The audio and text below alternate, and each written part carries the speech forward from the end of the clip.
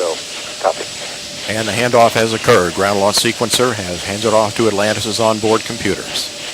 25 seconds. Go. Yes, sir. That's a minute. We're going to continue. Sound suppression water system is activated. 15 seconds and counting. T-minus 10, 9, 8, 7, main engine.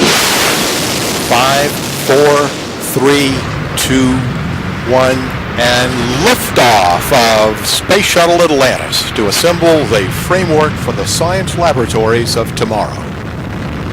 Houston now controlling. Houston Atlantis, roll program. Roger, roll Atlantis. Atlantis' roll maneuver is complete. The orbiter's in a heads down position on course for a 51.6 degree, 137 by 36 statute mile orbit.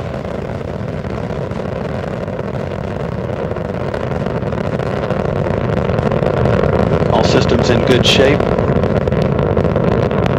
Engines throttling down as Atlantis prepares to maneuver through the area of maximum dynamic pressure on the vehicle in the lower atmosphere. Already 7 miles away from the Kennedy Space Center at an altitude of 5 miles.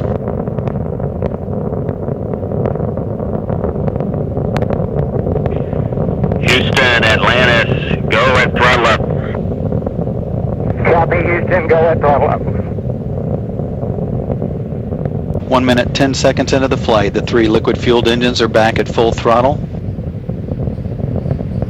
At liftoff, the fully fueled shuttle boosters and external tank weighed 4.5 million pounds. It now has burned half that liftoff weight in propellant.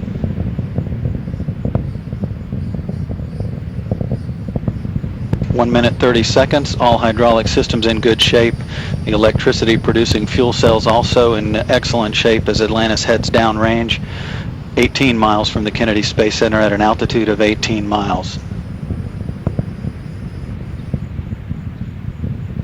The next event is burnout and separation of the twin solid rocket boosters, which are burning propellant at a rate of 11,000 pounds per second.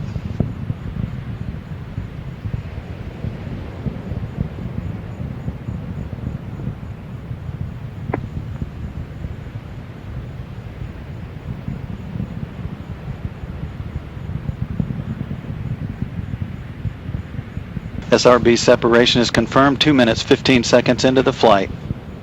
Atlantis is traveling 3,000 miles per hour, downrange from the Kennedy Space Center 46 miles, altitude 35 miles.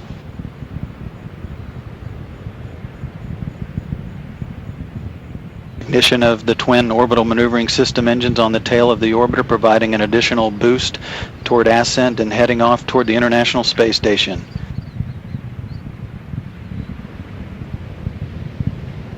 Two minutes, 45 seconds into the flight.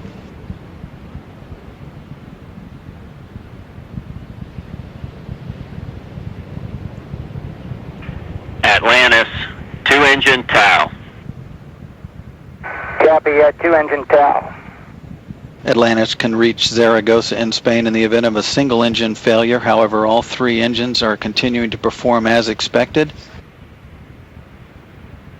Hydraulic systems in excellent shape, as are the fuel cells producing the electricity for the vehicle. 3 minutes, 20 seconds into the flight. Atlantis is 97 miles downrange at an altitude of 51 miles, traveling 6,000 miles per hour. Views from the external tank camera looking down the vehicle. Very quiet here in Mission Control as the flight control team continues to watch over all systems, everything continuing to go very smoothly with Atlantis' voyage to the International Space Station. 3 minutes, 50 seconds into the flight.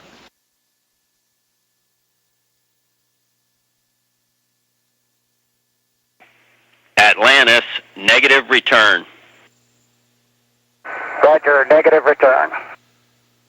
Atlantis can no longer return to the Kennedy Space Center in the event of an engine failure, but all 3 are continuing to perform well, as are the hydraulic systems and the electricity producing fuel cells. 4 minutes, 20 seconds into the flight. Atlantis is 175 miles downrange from the launch site at an altitude of 62 miles, now traveling 8,000 miles per hour.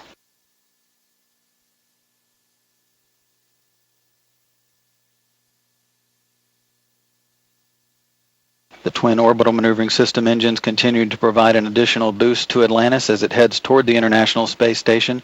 That ohms assist should wrap up in the next 15 seconds or so. All continuing to go very smoothly with Atlantis' trip to the International Space Station. On board, Rick Sturckow in the forward left seat, Lee Archambault in the forward right seat, Pat Forrester, the flight engineer, between them. Steve Swanson serving as mission specialist number 2. Clay Anderson on his way to the International Space Station to replace Sonny Williams. Atlantis, press to ATO. Copy, Houston, press to ATO. 5 minutes, 30 seconds into the flight. Atlantis can reach orbit on 2 engines now, should one fail. However, all 3 are still performing as planned. Atlantis, single engine, ops 3. Copy, single engine, ops 3.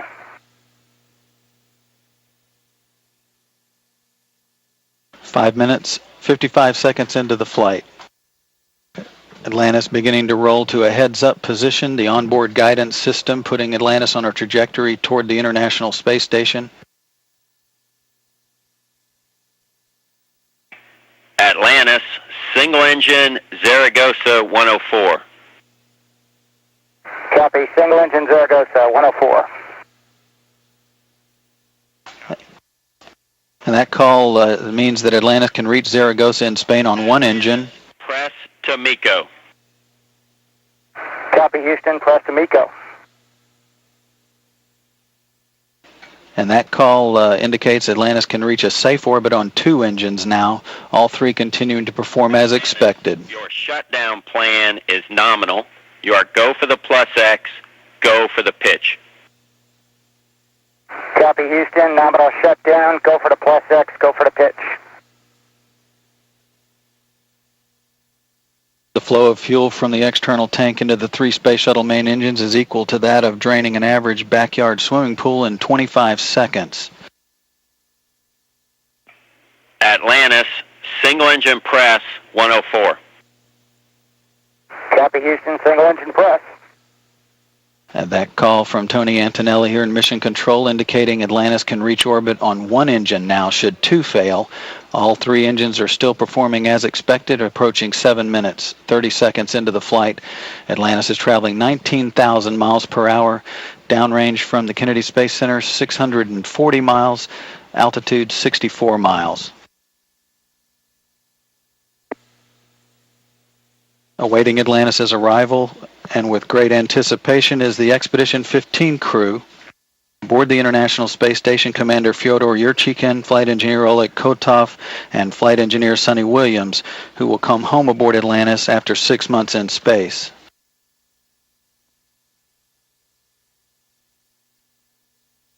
Eight minutes into the flight, the engines are now throttling back to maintain the structural limits on the orbiter as it approaches loads near 3 times gravity. We're standing by for the main engine cutoff confirmation from the booster officer here in Mission Control.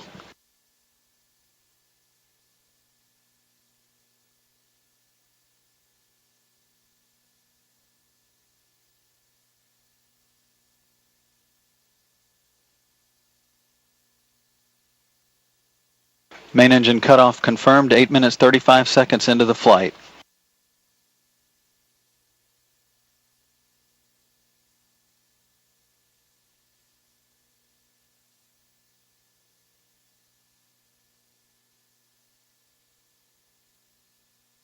Separation of the fuel tank has also been confirmed. The crew handheld photography setup will be underway shortly with a plus X maneuver that's managed by the commander on board, Rick Sturckow.